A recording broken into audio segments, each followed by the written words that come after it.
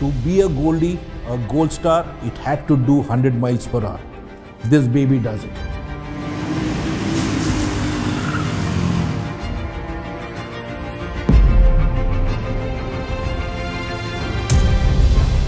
Well, let's get right to the heart of the matter, and that is the single cylinder 650cc engine.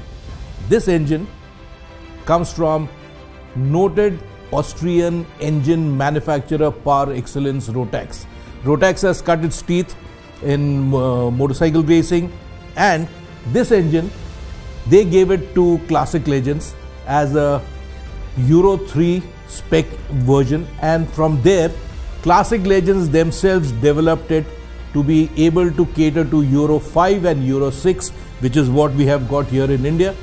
It is one of the world's most proven power plants, but which has been taken to newer heights with legislative appeal, with power, torque and refinement. A 5-speed gearbox which really sneaks into action in a very, very good manner. Has just got the right blend of pure cruising capacity. Then from there you got that rush of power, which is really what the torque comes into play, and then you have got the top vac. A good engine requires a very strong, robust frame which can do wonders not just for stability but for handling, braking and steering.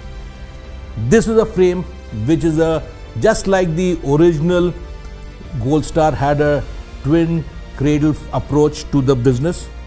This also has a double cradle frame. We have got an 18-inch front wheel, a 17-inch rear wheel. All these, even the ergonomics, the rider preference to sit with the handlebar, seat and foot pegs relationship, everything was sussed up. This was done by one of the world's greatest engineering technology consultancies, Ricardo. They did it. The idea was to give as relaxed a ride, whether you're cruising, you're in angry flat out mode, or just want to tackle the twisties at speed. Different things from 40 kilometers per hour to 160 kilometers per hour. This baby goes through the twisties, goes through the corners, holds its line and comes off smelling of roses.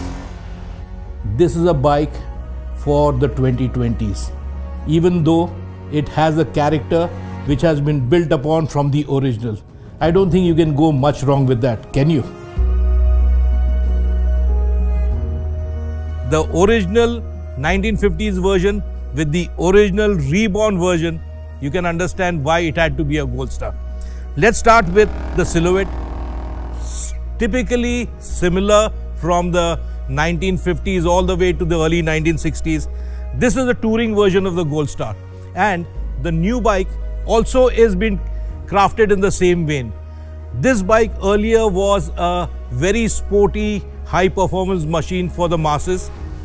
That bike is a neo-retro special for this day and age, and it has got that same easy-paced, torquey way of motorcycling. If you think about weight distribution, both of these bikes mirror the ideal sort of distribution front to rear at the best, and also if you think about the power and the torque, both deliver the same sort of essence for motorcyclists then as well as now.